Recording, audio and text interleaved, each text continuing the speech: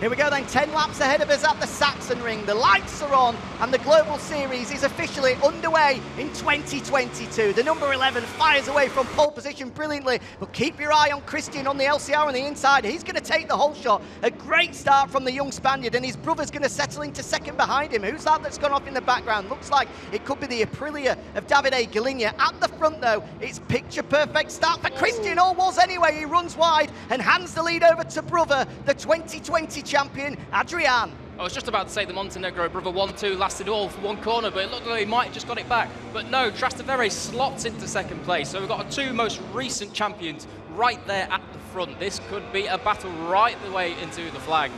Adrian, though, this is the perfect start. If there's anyone that can pull away from all of these guys, it could be this man. Cameron, just how important is it to start an opening race of the season from the front row? And then he's gone down. The champion's gone down. And who's that that's gone wide in the background? That's your pole man, Andreas Severi.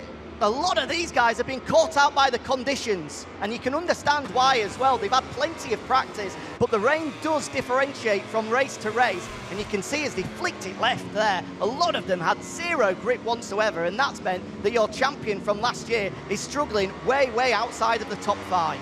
Yeah, struggling indeed. It looks as though Darkright's going to try and pinch up the inside of him as we come into the end of lap 1. No, there's going to be loads of contact in the background. Cameron, if you had a first like this man, Adrian, what's in your thoughts now? Is it just get into that rhythm as early as possible? I'd say so. Adrian, yeah, he's got clear track up ahead, and with a tricky conditions like that, I think that's everything. So, yeah, he's just got to put his laps in and be consistent. So as we can see, after the opening lap, it's Adrian that leads the way. Andreas Severi on the Suzuki, despite being swallowed up at the start and being down in 5th place at one point, he has recovered the poleman up to second, with Jackhammer firing through from the second row of the grid to take second. Here's exactly what happened then to our 3-time king, Trastevere. Yeah, just went in way too hot there. You could see the front end bobbling. He was never going to make the apex, and he had to straight line it through the gravel trap. He has recovered up to 6th, though. Meanwhile, our man that took the whole shot, Christian MM17, has dropped right to the back of the pack as a result of that crash. It's a long way forward now for the LCR Honda man. Yeah, it certainly is a long way forward. You can never win the championship in the first race of the season, but you can certainly lose it and make it a much harder for yourself. Somehow Davide Galigna has picked up a long lap penalty. We're not too sure how that one happened. We'll have to see his progress, and possibly that will give a position to Christian when he does indeed take that. I'm bored with Andreas Severi then. On debut with Suzuki, running in second here. He'll certainly be pleased about that so far.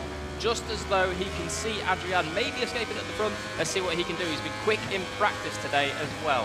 Tatigo has gone down for the second time. A real shame for the Indonesian making his debut with the Gresini squad. Great to see some Southeast Asian competitors flying the flag once again. Of course, Tatigo joins the long, illustrious line of eSport gamers from that region, including Moe, Sancho Queen, we've seen in the past as well. So not the best start for the number 46, but he's certainly showcased his form throughout practice and qualifying to show that he'll be able to contend at some stage throughout this longest ever Global Series campaign. And Cam, I'm sure that at some point in your career you've had a really good start and it's all gone wrong very quickly. How do you keep your head composed in these sorts of situations? It's definitely tough. You know, obviously there's ups and downs with racing. I can speak from experience, having a lot of success over in Moto America and stuff like that, and coming over here and yeah, getting my butt kicked, learning everything, learning the tracks and the bike and all that stuff last year. But we are progressing, and it feels really good to make progress, and I feel like just finding those steps and making those steps, it's really motivating. So oh, big crash. That's Tatigo that went down, probably the second of his offs, the Indonesian, and that is an age-old motto in the wet conditions, Cam. Make sure you stay off the curbs. Andrea is really keeping Adrian honest right now. I'd almost rather be in his position. Adrian setting the pace in a tricky condition, and yeah, he's got a good reference up ahead. He certainly does, and just as we clicked onto lap 4, here's Adrian that set the fastest lap of the race. Oh, now Christian's actually just come through. So the Montenegro brothers are firing now on lap 4. The both of them on the Repsol Honda and the LCR Honda have taken the fastest lap. Oh, Piero Ricciuti's gone down. So the factory, the Catty man, the man that has stepped into that full factory red seat, well, his race has had a very early setback.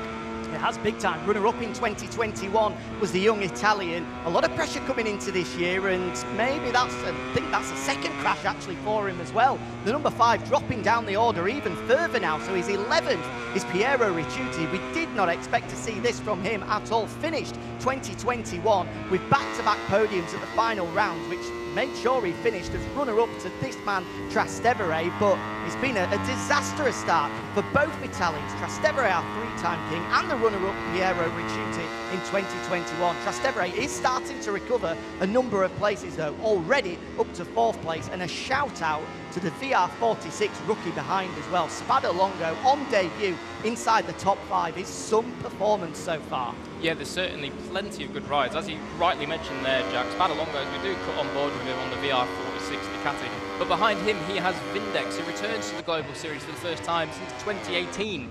And you may think, well, why didn't he qualify for the last couple of years? Well, he still wasn't any slouch. He actually won the Rising Stars Series the last 2 years running, and was Monster Energy Yamaha's reserve rider for those years as well. So certainly slipping straight back into the old pair of slippers, up in 6th, doing very well indeed. Just keeping him honest is Andrea Severi, as you rightly said, Cam, but at the moment Adrian is just holding that gap pretty steady. It's not really fluctuated too much, either upwards or downwards. You would say with half race distance about to be completed once they come across the line, Adrian is certainly in the favourable position at the moment. He looks to be able to handle that pressure of Severi breathing down his neck. Yeah, I'd say if I were him, I'd get to maybe 3 laps to go or so and really put on the charge and see if he can really close the gap on Adrian. It's all about applying as much pressure as possible. We've seen in MotoGP eSport before that the opening couple of laps are so crucial, because these guys, there's very, very little difference between them all. In qualifying, often the front 4 rows of the grid can be split by less than a second. It's all about pressuring the man in front into a mistake and then trying to capitalise on that. And that's exactly what we're going to see Severi do, although he does look as close as he has done with now just 5 laps remaining. Yeah, he's certainly turning the wick up a little bit as we do cut on board with him. Lovely shots from the helmet cam here, I do believe. Now we look back to him as they flick through into turn 2. But one person to actually mention that we haven't even mentioned yet, the man in 3rd, Jack Hammer, on the full factory KTM, the Rebel KTM machine, doing incredibly well. So many people throughout practice and pre-practice qualifying here this weekend for the Global Series. Tip this man has won to win this opening race of the day. And even though he's not doing that at the moment, this is still an incredibly impressive performance.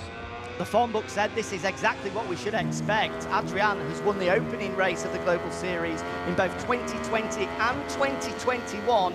With 5 laps to go, 0.6 of a second is what is preventing him from making sure it's a hat-trick of opening race victories. Meanwhile, for Andrea Severi, we said at the top before this race got underway that we've only ever been here to the Sachsenring once time before in the Global Series, and he was the victor ahead of Ricardo Batara, who's not with us this weekend, and Jack Hammer as well. That's his one and only podium in Global Series history, and if he can hang on over these next couple of laps, he's going to be able to double his tally. Yeah, certainly very good indeed. He'll be looking to do that, exactly. Here's a man that stepped into new colours this year. Of course, was riding for Avintia last year. Avintia no longer here, so in step for the Prima Pramac Racing Squad, Mr. T, the only Australian in the Global Series. He fills that role. He's actually having a very good ride here. 8th is one of the better rides that Mr. T tends to have, so certainly doing a great job. Of course, as we mentioned, both fuel and tyre consumption is on here, and particularly at the Sachsenring camera. You've got to be careful with that left-hand side of the tyre, because it just constantly wears away. As we get into these closing stages, we could well see, you can actually see in the bottom left-hand corner there, both the front and the rear of Andrea Severi's Michelin tyres are starting to fade away on the left-hand side. How crucial is it that you look after those tyres? It's definitely very crucial. There's, for example, the corner they're going through right there.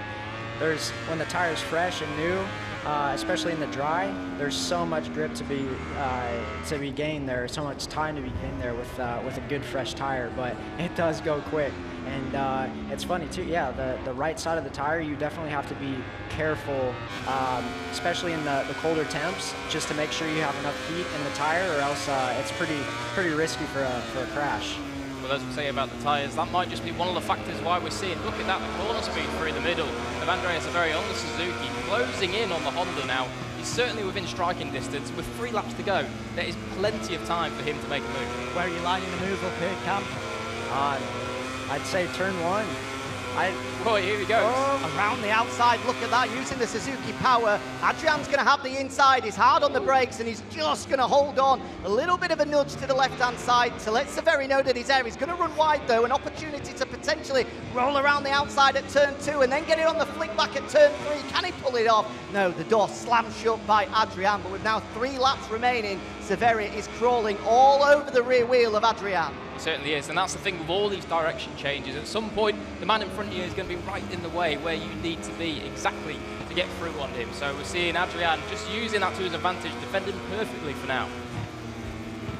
Brilliant stuff here from the Suzuki man on debut for the Hamamatsu factory and doing a brilliant job as well. Pole position, the 9th of his career, and he's looking to convert it into victory. So far so good, but Adrian is defending quite brilliantly so far. He certainly is, and when you've got someone behind you like this, Cam, what's kind of going through your head? Are you starting to panic, or is it still kind of all under control? It's definitely an unnerving feeling, feeling a bike that close, hearing a bike that close, kind of anticipating where you think they're going to pass, but it seems like Adrian's really good on the brakes. I think Andrea, when he gets by, he really needs to drop the hammer and make sure Adrian doesn't have any room to pass him in the closing stages here. We only got 2 laps left, so we'll see what happens. Meanwhile, there's a move in the battle for 5th. Christian MM17 up into the top 5 after his earlier off. A good recovery ride from him as Severi once again looks to try and make a move at turn 1, but gets it ever so slightly wrong, running wide and allowing Adrian to hold on with 1.5 laps remaining. Only a quarter of a second separating the Spaniard and the Italian. Yeah, this one's going to go all the way down to the wire. A lap and a half now to go. We start these long series of left-handers, all the way through 4, 5, 6, 7, all the way up to turn 10 at the top of the hill before they drop down the waterfall. Andrea Severi on that Suzuki is going to be building now. Maybe he'll make a move down into the bottom here. It's a bit of a G-out spot where they come in really fast. He might look to the inside. I don't know if Adrian's got it covered. He does seem to have it for now. So that's one place that is gone on this lap, and they are slowly ticking away. To make a move there, Cameron, you've got to be very brave. Meanwhile, as they get to the bottom of the hill momentarily, a much easier place to try and get a job done. I'd say so. I definitely think there are a handful of passing places on this, but you definitely have to be aggressive downhill. This is one. A little risky getting into the last corner, trying to make a pass just because it falls away a little bit. I'd say turn 1 is the best bet right here. He tried on the past 2 laps. Will it be 3rd time looking for the Suzuki man? He tucks in behind Adrian, who hugs the white line on the right-hand side, going defensive as we now start the final lap. No way through for the Severi at this final time of asking at turn number 1. He's going to have to conjure something up elsewhere around this Sachsenring circuit. Otherwise, Adrian will be taking the opening win of 2022. Can he look through at turn 3? No way through there. So one big passing place is gone. Time for Adrian to take a big breath, compose himself, take all this momentum through these fast left-handers, make sure he doesn't make a single mistake, and hopefully, just hopefully, he might be able to hold off the man that is chasing him down this whole race long.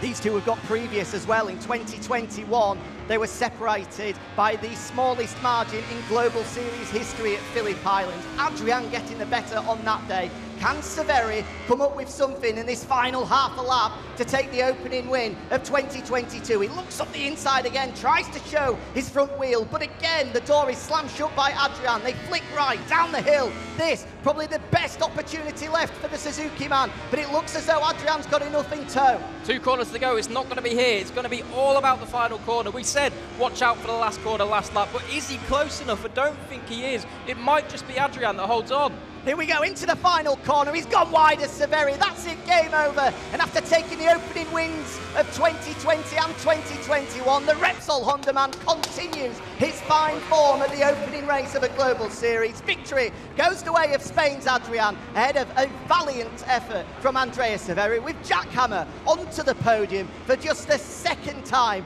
in his fledgling eSport career. Brilliant ride from Jack Hammer. Trastevere and Christian MM17 completing the top 5. Brilliant recovery rides from then. In 9 races time when we get to Valencia, we may well be saying that 4th and 5th place for the pair of them was absolutely vital, Jack.